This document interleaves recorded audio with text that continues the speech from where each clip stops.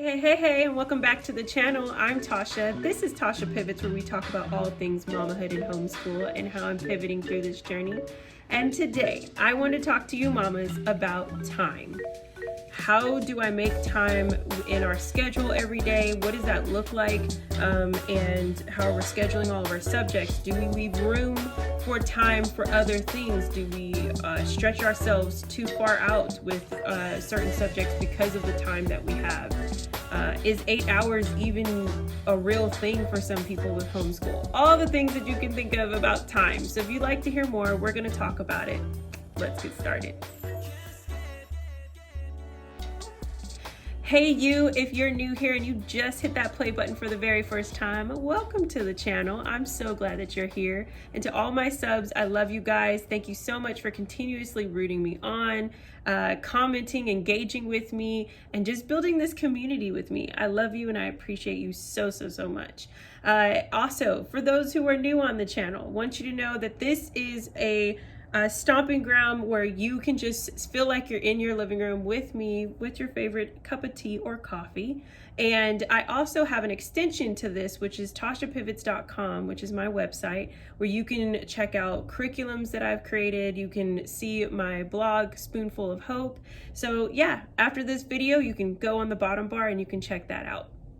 Okay, guys, so like the introduction, I really would love to just kind of touch on the subject of time.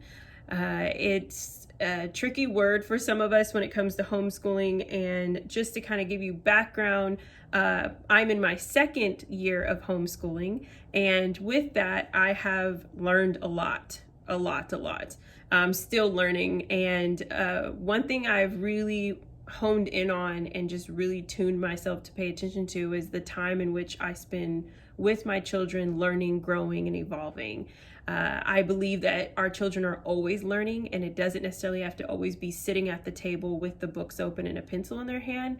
I believe that they can learn when we're sitting on the floor and we're playing a certain game, or we're having a conversation, or even if we are out and about. There's always time, and their brains are always absorbing everything that's happening around them. But for the time that is spent when we are sitting at that table, what does that really look like? So for me, in my first year of homeschooling, Zoe was in first grade, and I kind of looked at it as putting everything down as how many subjects we were covering at the time. And so mostly that was 5 subjects. That's math, English, history, science, and I always kind of like added art in there because art's my first love. So that was kind of like our schedule. So I was like, okay, 5 subjects, about 4.5 to 5 hours. And we have our moments for that. And I think that it worked for the most part. It gave us time. I didn't rush on anything. Sometimes we were done even earlier. And so I wanted to give 3 tips to this as I'm talking about it. And the first one is like, don't confine your homeschooling journey to a clock. I think that can be very daunting and stressful for you and for your child. I don't like clocks. I will set a timer if it's something like to cook something if I really need to, but overall, I'm like, I don't want my child to feel the anxiety. I don't want to feel anxiety that I have to finish at a certain time because the clock says it's that time. So that is the number one thing that I really would love to encourage you to do. When it comes to time, I think that give yourself space. That's number 2. Giving yourself space to either extend a certain subject or even refine it and add other layers to other things in your homeschooling journey. What do I mean? So, for instance, I really like to do an off and on system with my schedule. I do school Monday through Thursday, and Zoe has technically 7 categories because I like to have everything kind of laid out, from our literature and language arts to science to writing and to history to math, all those things, right? So, and then there's art and extracurricular activities. Like, I add all that into her full schedule. And that doesn't mean I do 7 hours of school, but what I do is an off and on system where on Mondays and Wednesdays, I'll do history. And then on Tuesdays and Thursdays, I'll do science. And that gives us an opportunity to focus only on those particular subjects on those off and on days. Same with math. I really only do math on Tuesdays and Thursdays. Those are our longer days of school. So on Mondays and Wednesdays, we're doing about 3.5 hours of school.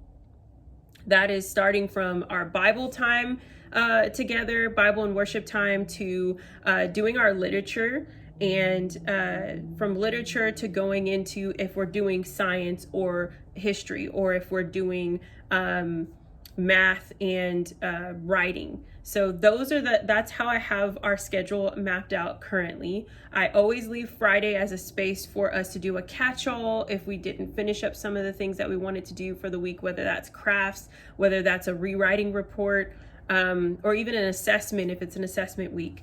It gives us that space. So I really would encourage you, mama, to give yourself space to weave in and out of your schedule what really works for you. What are the subjects that your child really is excited about and really wants to hit the ground running and just hasn't left the ground, like wants to continue this daily. For my daughter, that is her literature, that is her handwriting. So with literature and handwriting, I can literally span that out for every day of the week. And Zoe's fine. She's not overwhelmed. She's excited. And writing is always split into two different ones. I have her handwriting, which is her cursive. And I do that on Monday and Wednesday. And then writing with ease, I do on Tuesday and Thursday. So her subjects, like I said, are always off and on. Nothing is done continuously every day except for literature.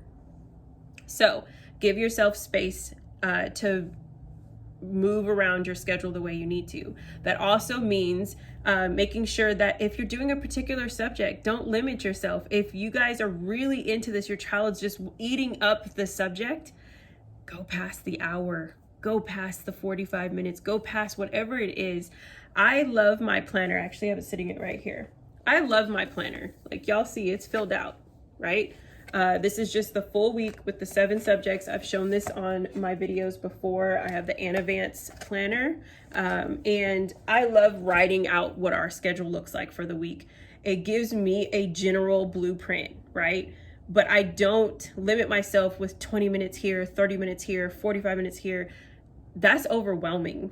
Like it'll overwhelm me because I'll be like, okay, well, we're done with this. I got to get to the next one. We're done with this. And so that sets like unexpected expectations, which is my number 3. Don't set up unrealistic expectations for yourself and for your child when it comes to setting a time system in the subjects in which they're learning. Yes, if you guys have doctor's appointments or they've got an activity that has a time stamp on it, great. But when you are in this fluidity of homeschool, there's a freedom to this no longer bell system. I think, when you're new to homeschooling, you're new to trying to having some sort of structure or discipline in your home, you automatically want to revert to what you thought worked for you. But really, did it work for us, or was it something that was put in place and we didn't have a choice? We didn't have that freedom.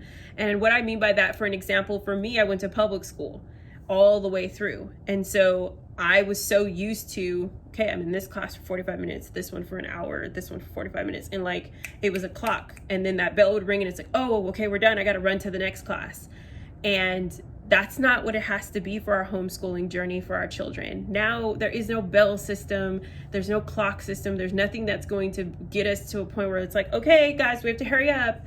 The only thing I have that has any type of structure like that are outside of my actual teaching capabilities. That is my daughter's extracurricular activities. So she has piano for lessons 30 minutes. My youngest daughter has ballet for an hour. So that's only thing that they're really time constrained in.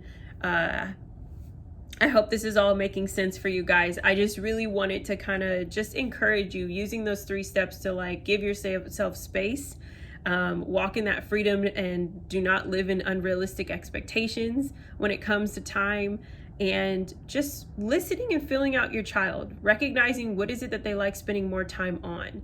And if that's something that they love spending time on, make your schedule frame that subject. And so that's been working for me. I hope it works for you. Let me know what your schedule looks like. How many days of school, how many days a week do you do school? How many hours do you spend in school if you've ever really looked at the full picture? Leave that all in the comments below. I'd love to hear it. Thank you so much for hanging out with me today. If you like this video, give it a warm thumbs up. And if you haven't subscribed yet, you see that red button? All you gotta do is click it, and I love to have you join me every week. Until the next video, you guys have a wonderful, wonderful day. I'll talk to you later. Bye.